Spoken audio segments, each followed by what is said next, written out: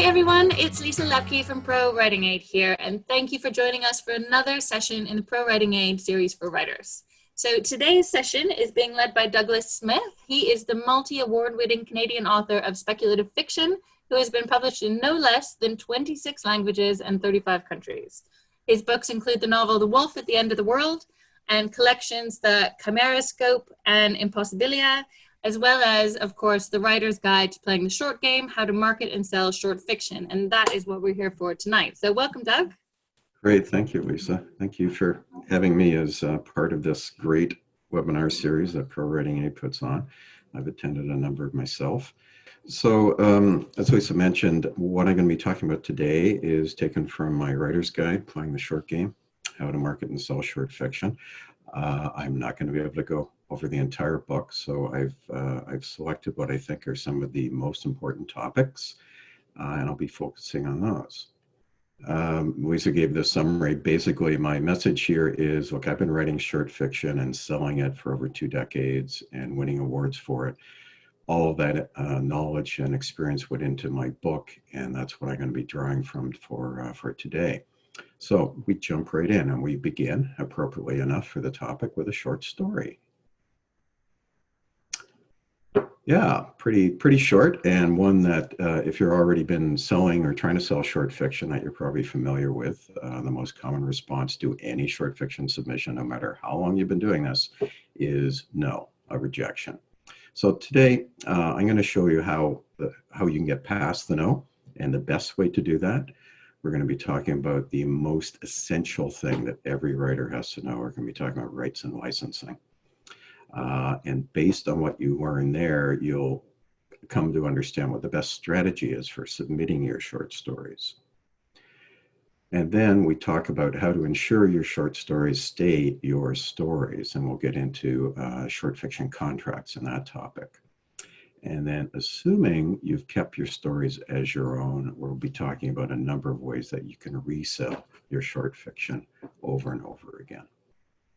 So we start with rights and licensing, or what I say, why you never sell a story.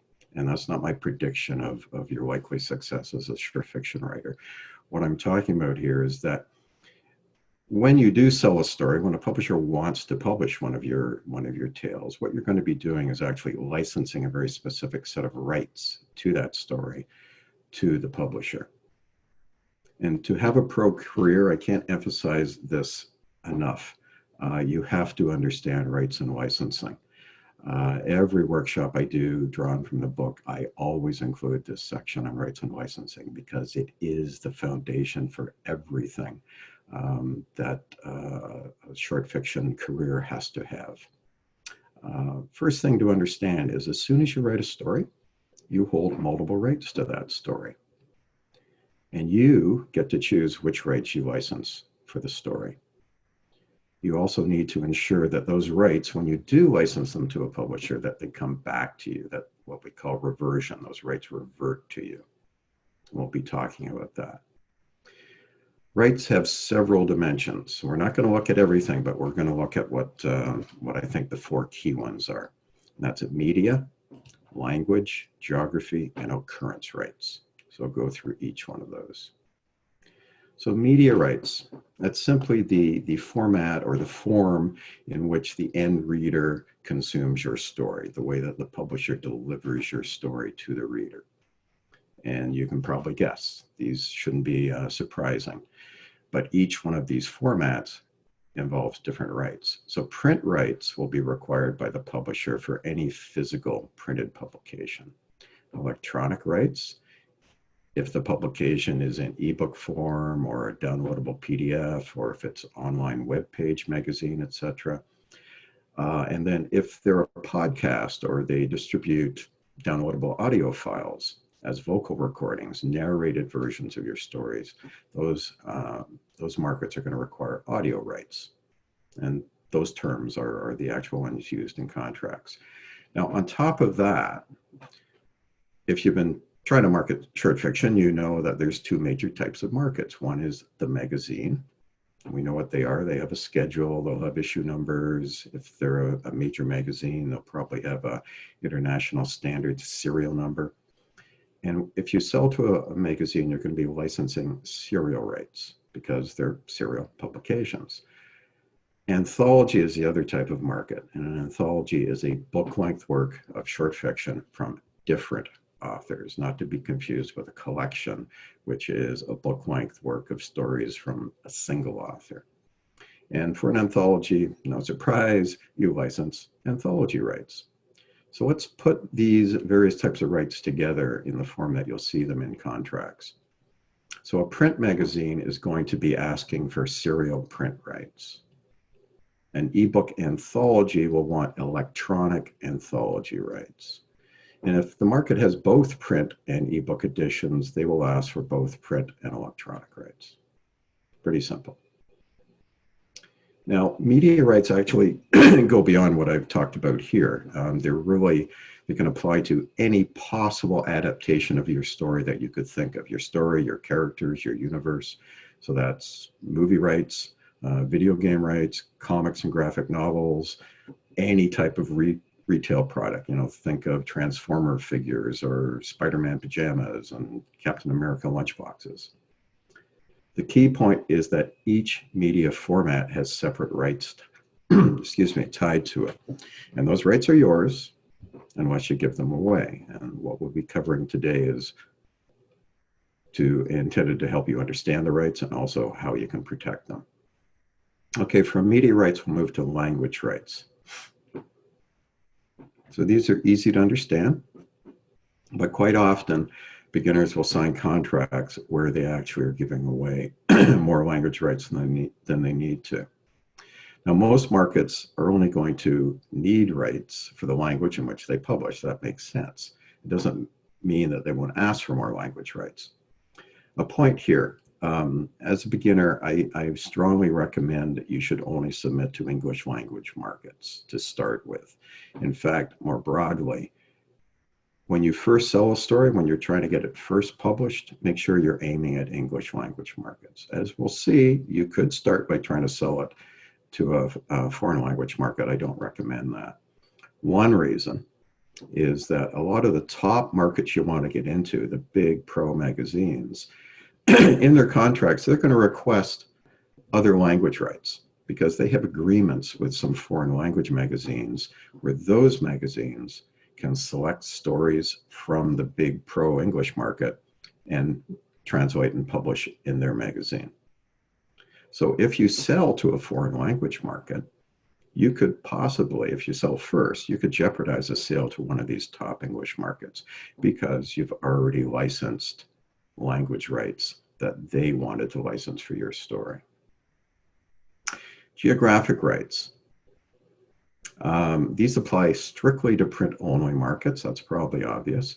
Now, before e-markets and e-books and web magazines came along, geographically constrained rights were common. Pretty well any time you had a sale, there would be a geography associated with it. Examples, a Canadian print magazine would want first Canadian serial print rights. We'll talk about the first in a minute. If it's a US magazine, they would want first North American serial print rights because they would also market into Canada. So they'd want that market as well. Now today, if there's any market that you're selling to, they're going to want world rights. There will be no geographic constraint. So it's probably going to be the last time I mention geography today. Occurrence rights. This is the most important thing I want you to take away from the rights discussion. Occurrence rights refers to whether you're licensing first rights or second rights. And that's it. I'll explain what those are. You can only sell first rights for a particular combination of media and language and geography, but let's ignore geography for now. So a particular combination of media and language, you can only sell first rights for that combination once. And that is, no surprise, the very first time you sell the story. First rights are exclusive. That means they're important, they're valuable. Any subsequent time that you sell that story, you'll be licensing second rights. We commonly refer to that as selling a reprint, but you're not really selling it, as you now know you're licensing rights. And I say any subsequent time. So I've got some stories that I've sold 25, 30 times. The second, third, fourth, 30th time I sold those stories, every time I licensed second rights, not first rights. So there's no such thing as third rights or fourth rights, etc. First rights for that first time, second rights forever and ever after that. So obviously, second rights are not exclusive if I could license second rights that many times. You can license second rights, or you can sell reprints of a story as many times as you're able. If you can find a market that takes reprints, submit to them, and hopefully you'll be able to sell it. We'll talk about selling reprints later today. I put a box around that for a reason. Again, this is one of the most important things you're going to learn today. First rights are exclusive. You can only sell them once for a particular media and language. Bit more on that. Okay, so if first rights relate to that combination of media and language, and if you understand that, you'll understand this. So if I have a story, I could license first rights in English to an English print anthology, but then I could still license first audio rights in English for the same story to an audiobook publisher. So the media has changed here. We've gone from print to audio, so there's still first rights available. Now I could also license first print rights in French to a French publisher. Same media as that first example, but the language has changed. All of these are first rights examples for the same story. Theoretically, I could market these and sell them all at the same time. You probably wouldn't do that. You'd sell them sequentially and probably in this order, but all of them are first rights because either the media or the language has changed. Having said that, I'll give you now two exceptions. One is if you license print rights to some print market, you're not going to be able to license first electronic rights for that story to another market, and vice versa. Well, why? It's a different media. One's print, one's electronic. That's right. However, they're both presenting your story in printed form, either electronic print or physical print. So the second publisher is going to say, no, I'm sorry. These rights aren't exclusive anymore. Your story's already been published. And that means I don't have the exclusive access to that story. My readers don't have the exclusive access to that story that I expect. So they're going to consider that a reprint. Similarly, for serial and anthology rights, if you sell either one of those, you won't be able to sell the other one as first rights for the same reason. If it's appeared in a magazine, the anthology publisher is going to say, I'm sorry, it's already been published. So that's one exception to the media rule. Okay, let's talk about another really important dimension of rights, and that is reversion. And this relates to the fact that whatever you license to the publisher, those rights should come back to you. So they should have a specific time period associated with them. And after that period elapses, the rights you license to the publisher revert to you. In other words, they become yours again. Your story becomes yours again. Couple of exceptions, but this should be clear because first rights are exclusive, right? So first rights you license, they'll come back to you for that story, but they now are second rights. The next time you license anything for that story in that media and language, it's going to be second rights.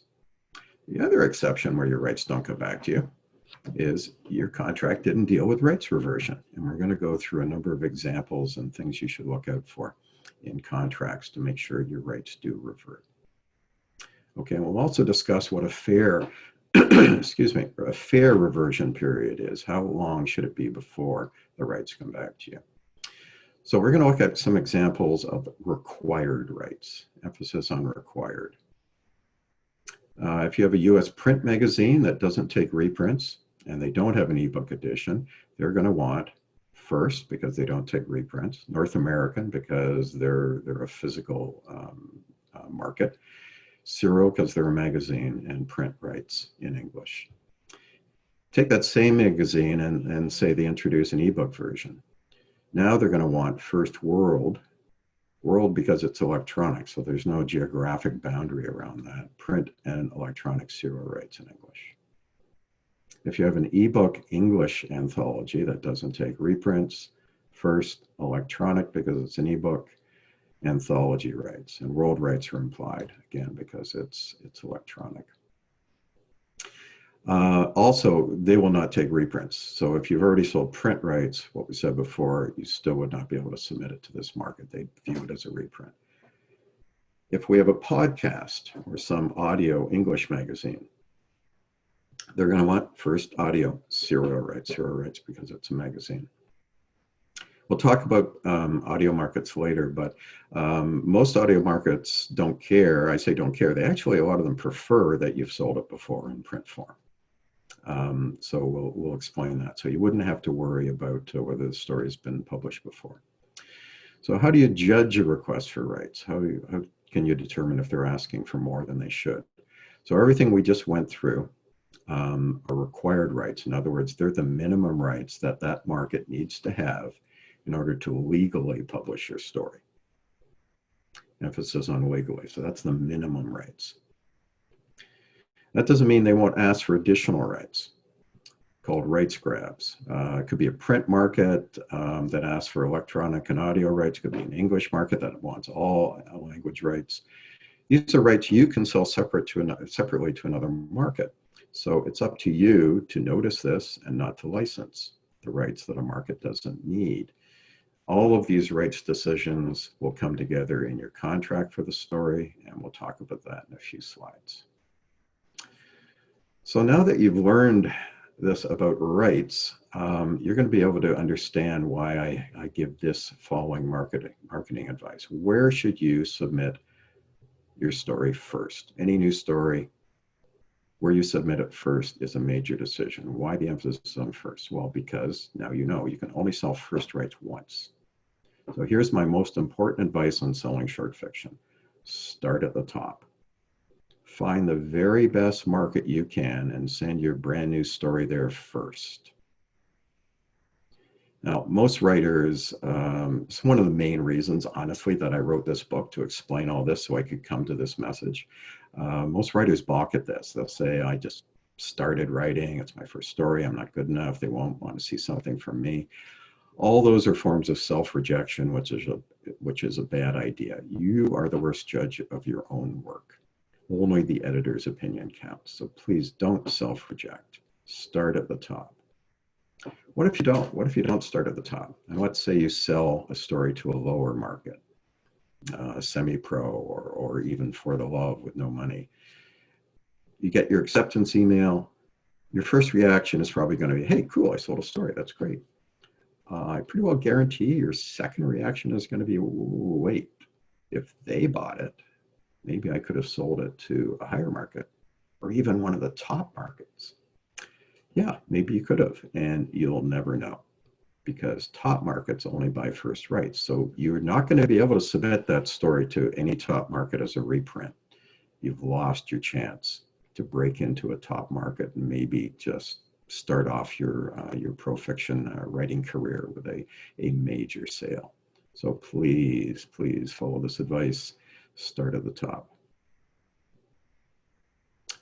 What do I mean by top? What's a top market? Well, it comes down to word rate. So I'm a genre writer. I write science fiction, fantasy, horror, speculative fiction. So what I call pro rate is based on the Science Fiction and Fantasy Writers of America, and that's at least 8 cents US a word. Also, it may just be a very prestige market. Mostly those are the ones that pay top pro rates, but there have been some over the years that don't pay pro rates, but the editor is just so widely regarded that there's a lot of cachet in selling to that market. So, selling to this market is going to look good on your cover letter. And also, those are usually the ones that show up in the major award lists. So a better chance to get some award nominations. The key point from all of this discussion is that you need a strategy of where to submit your stories.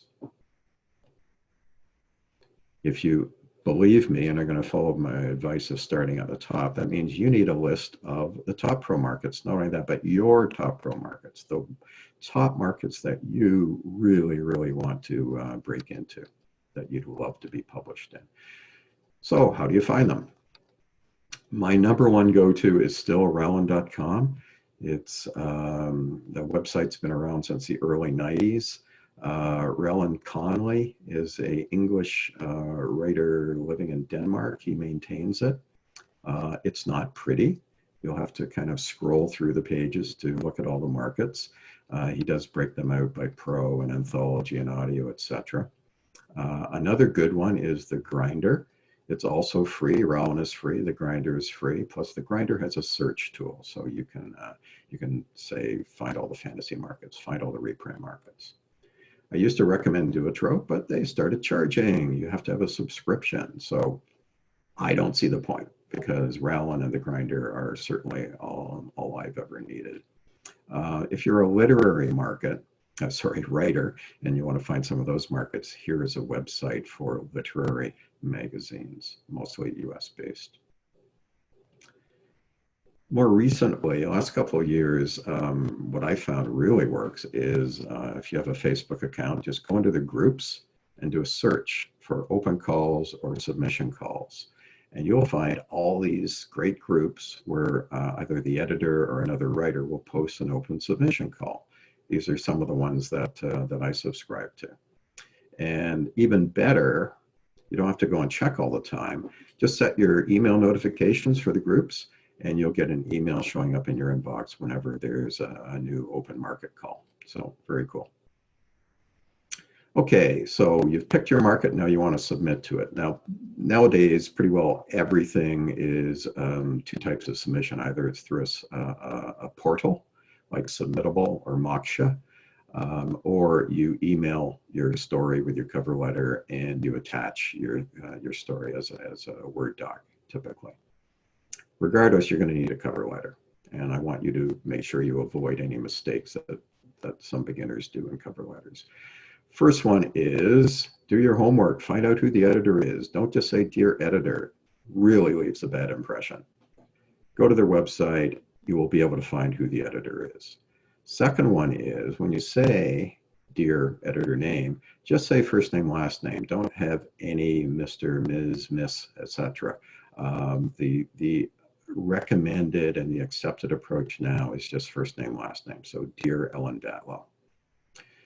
This is really the only paragraph you need. You just say you're sending them a story, how long it is, and what the story name is.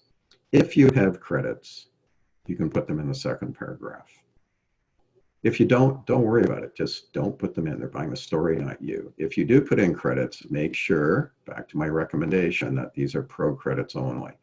If you put in anything below the top pro markets, it's not going to impress anybody, and it's going to kind of wave a red flag that you're a beginner and you really don't know what you're doing. You're sending your stories out to markets you never should have sent them to, except as reprints.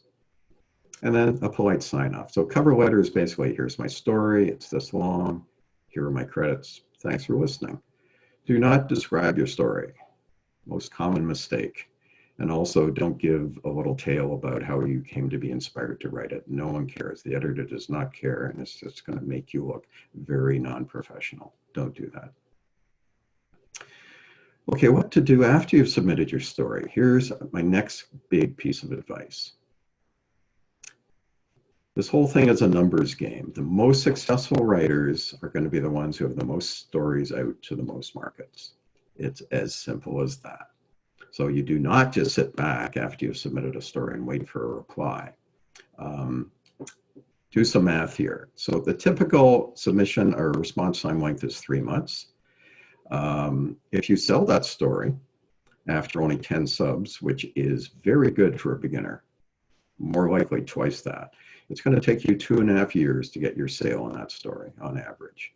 So that means if you take this approach all the time, to sell 10 stories, it's going to be 1/4 century, and you still won't even have enough for a collection. So what do? You write more stories. You're a writer, write more stories. Send them out to markets as soon as they're ready, and keep them in the mail until they're sold. It's a numbers game. Write more stories, send them out, keep them in the mail. Okay, now we're making a huge jump here. You have sold a story, and we're going to talk about what to look out for in contracts. Great quote from Chris Rush there, multi-award winning writer and editor. There are only 2 results. A writer can control the stories they write and the contracts they sign. Fair contract is absolutely crucial for you to keep your stories as your stories.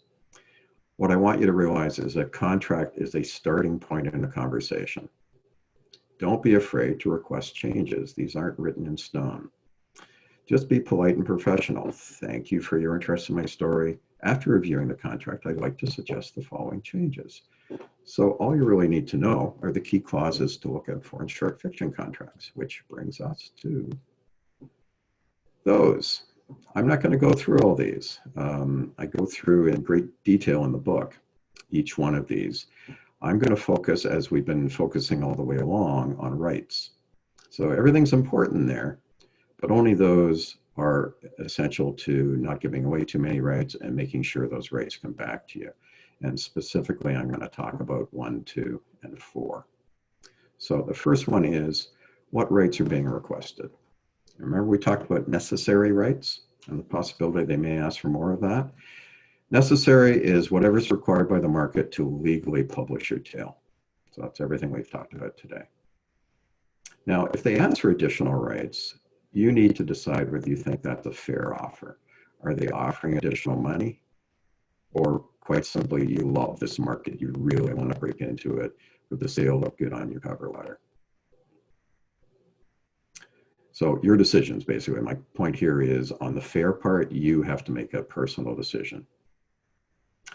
Okay, the next most important clause is reversion of the rights. When do the rights come back to you? When can you license those rights again to another market?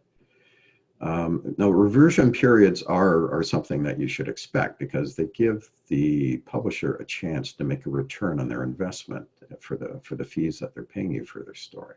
So there should be some sort of period where it's exclusive to their market. Appropriate reversion periods for a magazine, usually after their next issue appears.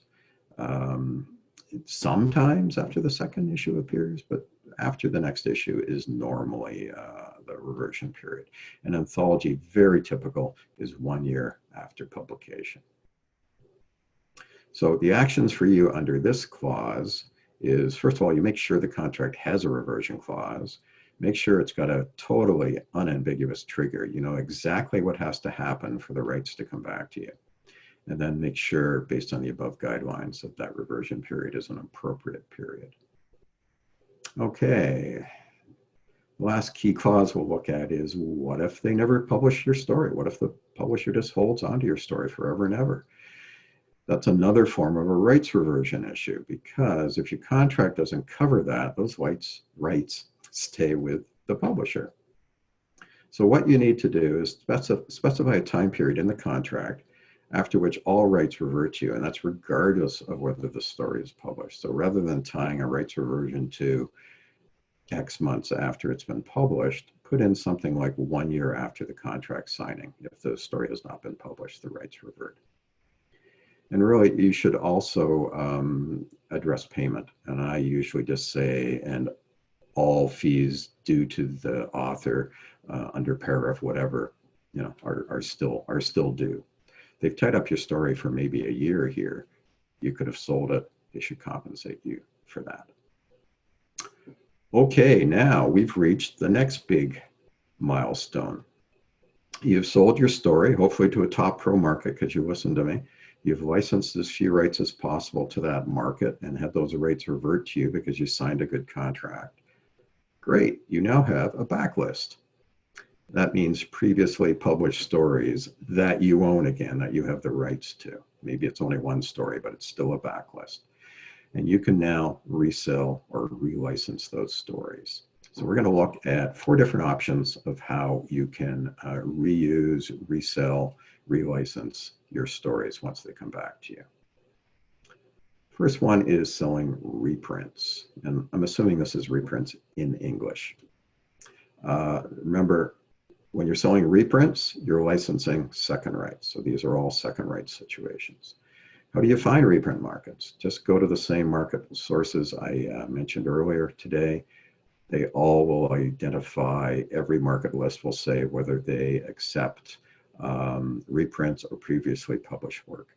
And if they say no previously published or strictly only unpublished work, that's not an option. You're going to make less money than on a first right sale. That's probably obvious. Typical is 1 to 3 cents a word for a reprint. 3 is a little high. 1 is fairly typical, but sometimes it can be lower than that. If you can find more than 1 cent a word for a reprint market, you're doing good. But remember, even though it's lower dollars, you've already sold this story to a pro market for very good money, I hope. You paid attention to my advice. Anything else you make is a bonus, right? You can sell second rights over and over and over again. So if you can sell a reprint, my advice is sell it. You're going to make more money. It'll raise your profile. You may pick up some new fans. Just keep in mind, any sale of a story requires time on your part. You're going to be back and forth with the editor on editing changes. Obviously, there's the contract negotiation and review. There's going to be reviewing page proofs, etc. So it's going to require some of your time. So you make a decision. What do you think the minimum dollars should be for you to bother going after a reprint market? Cover letter for a reprint. It's slightly different, only in 2 aspects. One is you always need this second sentence. You have to tell the publisher that A, the story has been published before. You have to tell them where and when. What was the market and when did it appear? You do not have to list every market the stories appeared in. So I mentioned, I've got a story I've sold 30 times. I only tell them where it first appeared. I do not mention any of the reprint markets. You don't have to, and they just don't want you to. They don't care. If your story, after it was first published, got an award ballot or won an award, you definitely mention it here. It helps you sell the story. Put in your credits, same as before. If you don't have them, don't worry about it. So cover letter for reprint, the same as for a first rights sale. You just add where it first appeared, when it first appeared, and whether it had any award success. Selling foreign language rights. This is fun. As I said, Lisa mentioned, I've sold in 26 different languages. Those are not reprints. Remember, you're licensing first rights in a particular language. The language has changed. It's not English. So these are first rights in English, or first rights in Italian, first rights in French, whatever. Where do you find these markets? I maintain what I call the foreign market list, where foreign is non-English, on my website. So you can just go to smithwriter.com. You can go to that long URL, or you can just go to my website, smithwriter.com, and you'll find the foreign market list under my tools or resources for writers. Again, you're going to make less money than a first right sale to a pro English market, but again, even then, I've still averaged over $100 for a foreign language sale. Remember, you can sell your story in multiple languages. You can also sell the story multiple times in the same language, where you'd be licensing, say, in French. Second time you sell in French, you're going to be licensing second French rights. So lots of times, lots of opportunity to sell the story. Cover letter for a foreign language market. First of all, submit it in English. The manuscript should be in English. The cover letter should be in English, unless this language you're totally fluent in. You don't need to worry about it. If the magazine accepts submissions in English, the editor can rate English. Cover letter is the same as submitting a reprint to an English market. Exactly the same. You just inform the editor the story's been previously published, where it first appeared, and whether it had any award success in that first paragraph. Audio rights, a different kind of market. So also the fastest growing sector of publishing, short fiction and novels. They buy, obviously, first audio rights. So it's first rights here because it's a different media, it's audio. And these are electronic markets, so there'd be no geographic rights. So it's really first audio world rights in English. Again, just go to the same market lists I mentioned earlier today. And what you're looking for is audio markets. And I think Rowland, I think The Grinder split those out. I personally treat audio magazines as reprint markets. A couple of reasons. First, most of them actually prefer previously published stories. It raises the quality of their submissions, so that's, it makes less work. Their slush pile is going to be better. And also another reason for my decision is most print markets are going to view a sale to an audio market as you've published your story. So that means you're not going to be able to submit that story to a first rights print market. So therefore, for me, the cover letter is the same as for a reprint market because I only send them stories I've already sold. The narration is always free of charge. Just a warning, the quality can vary. For the most part, I have just been astoundingly happy with all the narrators for my stories, with one cringeworthy exception. I won't tell you that one. I don't want anyone to listen to it. Okay, the final option for your backlist, collections. So a reminder, a collection is a book-length work of stories from a single author, as opposed to an anthology where it's stories from multiple authors. The advice really for the past 10 years has been a writer should publish a collection as soon as possible, as soon as you have enough quality previously published stories. So I don't recommend collections for unpublished stories. I think you should still go through the standard markets and try to get them published in top pro markets. You get more mileage from it that way. Having a book length piece of work out there gains you a lot of credibility, more than individually published short fiction. You get more visibility. You're going to attract more reviews, better chance to get award nominations, a chance to pick up new fans, etc. So how do you put together a collection? The first thing is you're going to need somewhere in this range of words, 80 to 100,000. And again, I say previously published stories.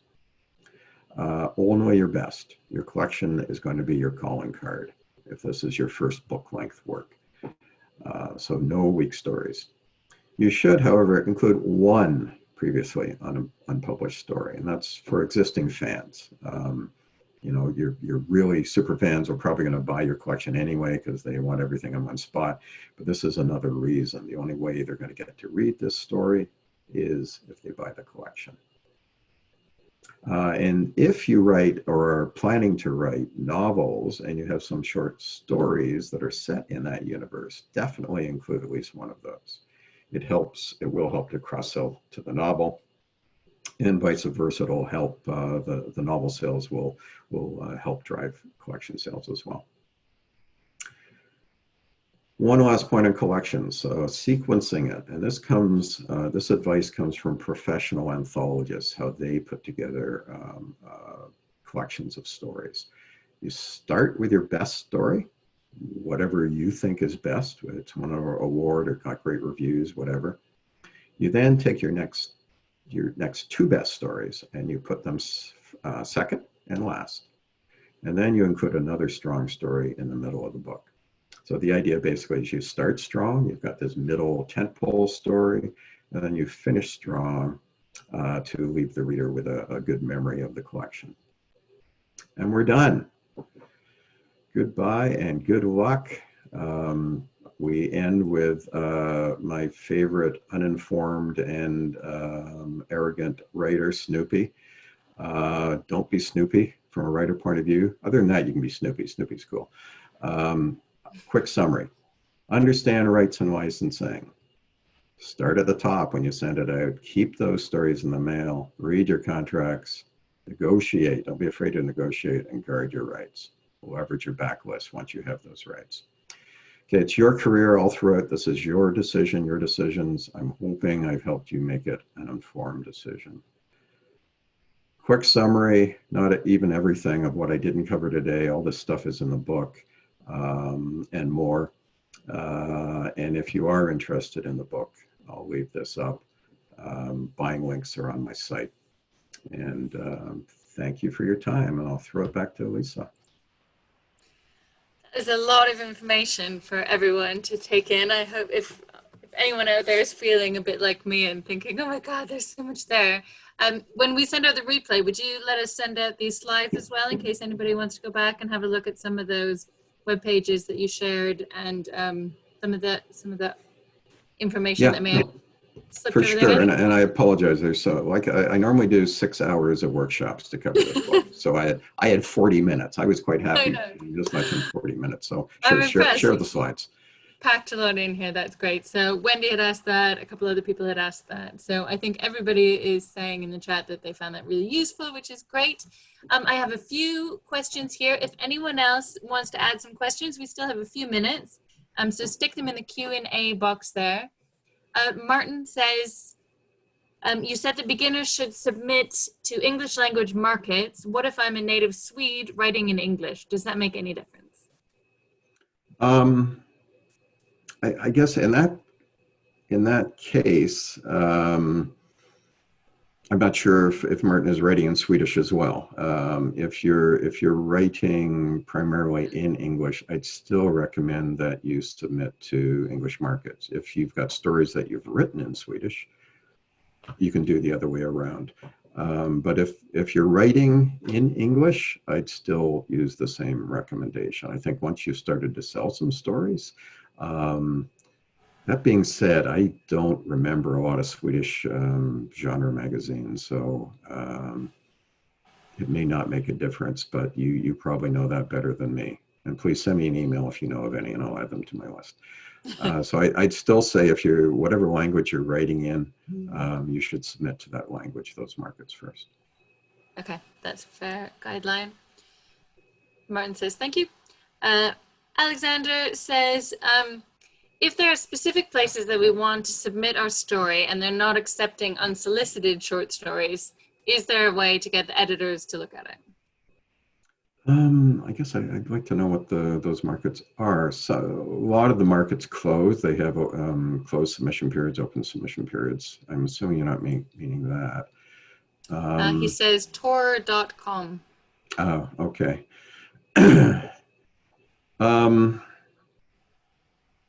I don't know. It's not a place that I submit. If I wanted to, I know a lot of Tor authors, so I'd probably kind of go the backdoor route and say, hey guys, who should I talk to? I don't really know. You might check the Tor website and see if there are any editors that you could reach out to. I'm afraid I'm not familiar with what the submission rules are around Tor.com. It's always a good idea to figure out. I mean, you always get further if you find someone who knows someone who knows someone. That's how a lot of people get into publications that aren't accepting, or that say that they're not accepting unsolicited, right? Yeah, I've done that with novels as well. And normally my next piece of advice would be go to the conventions and network, and you get to meet authors, you'll get to meet editors, and they're much more likely to listen to you if you can say, hey, thank you for the time at Worldcon, and I was just wondering if today, our environment right now is not great for mixing at conventions. No, that's true. You're a bit more limited at the moment. Hopefully that won't last too long, right? Hopefully. Raoul says, if I self-publish a collection of my stories, is it true that I will never be able to sell first publication rights to anybody, only second rights? That's right. That's it. Short so it's answer. a one-time That's right. shot. Self-publisher, I prefer calling it indie publishing. You've published it, you put it out to the world, it's been available, people could have read it. And whether you put it into a collection or you posted the stories on your blog, whatever, you have published it. You have given away first rights. So yeah, and you'd have to reveal that to any market you submit to. So really, you've only have the option for second rights now. It's tricky because it's a matter of weighing it up, isn't it? Because sometimes lots of our authors in the ProWritingAid community self-publish, and that's how they get in front of all these different people and start building their momentum. But you have to weigh it up with the fact that you won't get first publication rights. Yeah, and I have something in the book where I talk about the indie publishing option for short fiction. I'll try to give you a quick summary, which is my personal recommendation is when you write a new story, you try to do the route that I've outlined here. You try to sell it to a top pro market. I've got individual ebooks for all my backlist of short stories, but I sold them to pro markets first. but they're great as individual ebooks for giving away freebies for mailing list magnets, things like that. But those stories and my 2 collections, those are all backlist, previously published stories. That is my personal bias. I think that's what you should do. The book we have on our screen, that's indie published. My first novel was indie published. So I understand that world. I just do not think it's the best route for short fiction. There's too many just great options for selling to big, high visibility markets that can really launch your name. Okay, great. Any other questions out there? I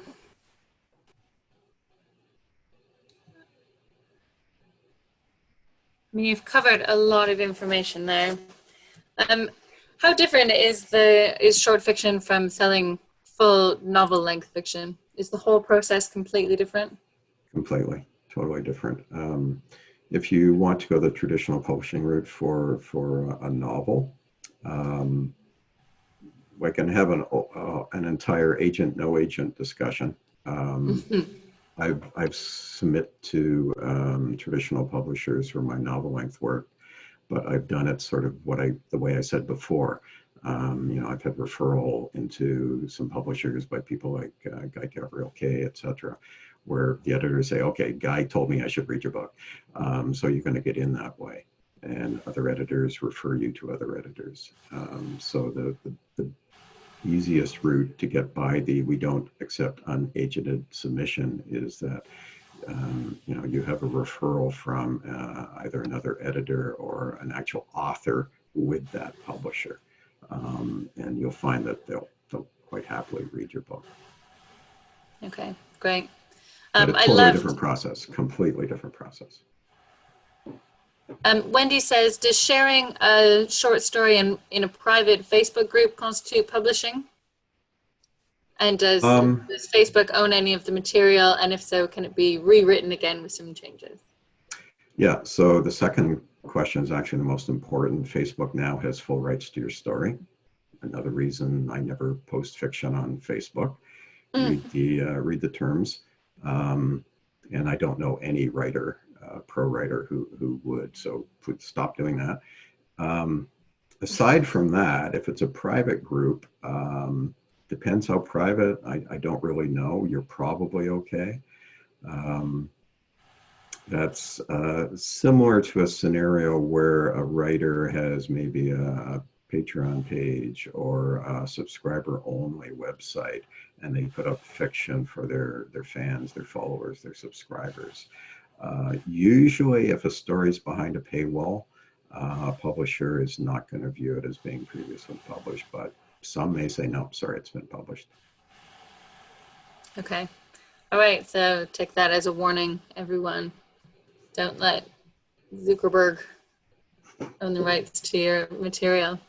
Yeah, he's had enough. Yeah, he's good. The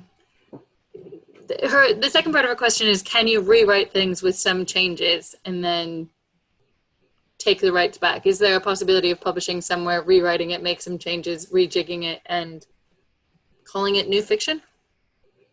Yeah, I mean, there's probably a gray area. It depends how much you change. If it's a complete rewrite, yes. If it's, you've made some grammatical changes or dropped a line here or there, no. If it's substantively the same story. If a reader read that story a year ago and then you hand them a new one, they say, yeah, I've read this. Yeah, no. And it probably would not pass the sniff test. But if they read it the second time and said, wow, I don't remember this. This is totally different. Did they die in the first version? I don't think so. So it's got to be fairly substantial change. Okay. Well, and sometimes, if you were to go in and rewrite your story, that's essentially like an edit, and you're always going to tighten it and improve it and find your holes. And, sometimes it's worth starting at the beginning and rewriting the same sort of idea to see if you can build it out and make it better. Fyodor says, is buying an article through a freelance exchange a legal basis for publishing it on my site? Or can the author sue me at any time? After all, he did not conclude a direct agreement with me.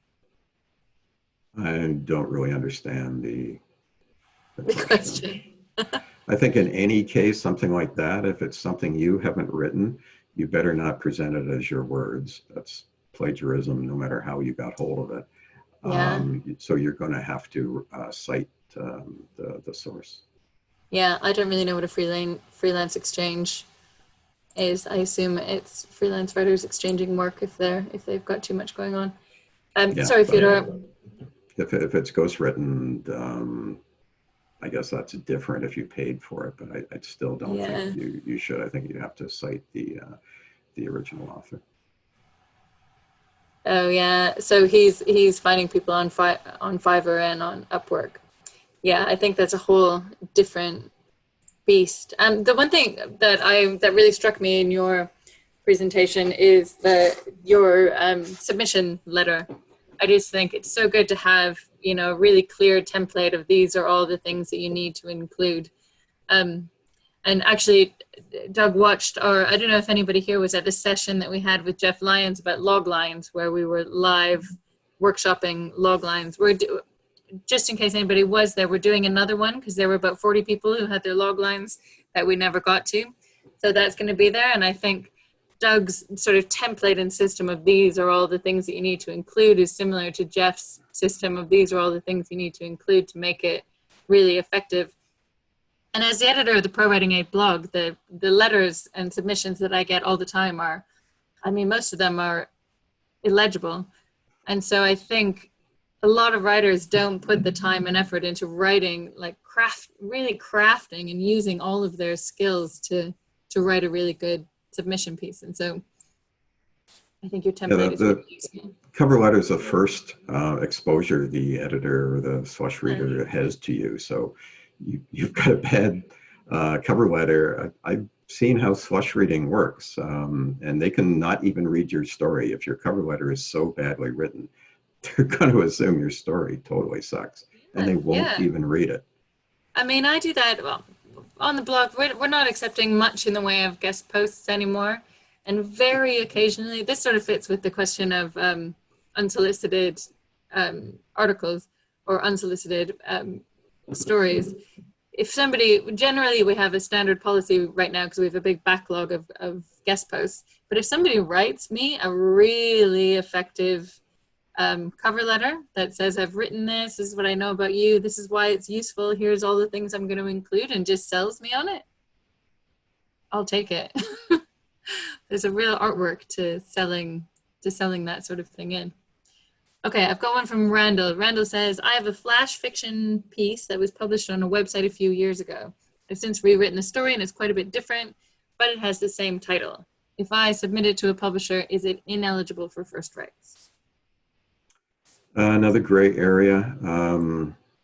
Probably if you're totally open with them and explain that to them, they're going to say, sorry, thank you, but no. Again, I don't know what the website was. I don't know how many readers might have come across it. I mean, that's the whole thing. The publisher is saying, what's the likelihood I'm going to get a call or an email from a reader saying, what are you putting this story in your magazine for? I read it, X years ago on such and such a site. That's what they're trying to avoid. So you kind of have to answer that question. So if the story is significantly different, you're probably okay because that reader is not going to have that experience, that recall. But you have to give it a different title. That would be the other thing. Don't know how memorable the title is, but you change the story, change the title. And then if it's significantly changed, if you really have done almost a total rewrite, then you're probably okay. Is it worth, if you're showing that it is quite different, is it worth showing the two versions of the story and saying a very early version of this? Is that not? No, the editor does not have the time. They're going to read your cover letter, and as long as you don't screw up there, they may read your story. Okay. I deal with this a lot in the book about how editors make decisions and going through slush reading and why they won't go past your first sentence, et cetera, et cetera. So that might help. But in this case, I come back to your career, your decision.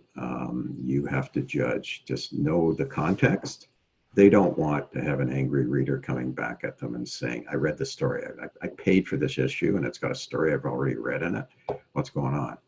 that is what they're trying to avoid. So you have to decide how likely that scenario is going to happen. Okay, that's fair. Think about it from their perspective. Think about what they potentially have to lose. Yeah, exactly. Okay, great. Well, thank you so much, Doug. I think we're basically out of time. If you scroll up into the chat, you'll find, actually, I'll just reshare all of our most important links. If you found it useful, please let us know. And I've just dropped all the links again, so you've got them there. So if you want to go and check out Doug's writing on his website, and he's also offering a free book there. And thank you so much, Doug. There's a lot of information there, and I really appreciate you taking the time and coming and sharing it to us. Wendy says it was really helpful. Theodore says it was really helpful. So thank you so much. And we'll see everybody again soon. Thanks for the opportunity.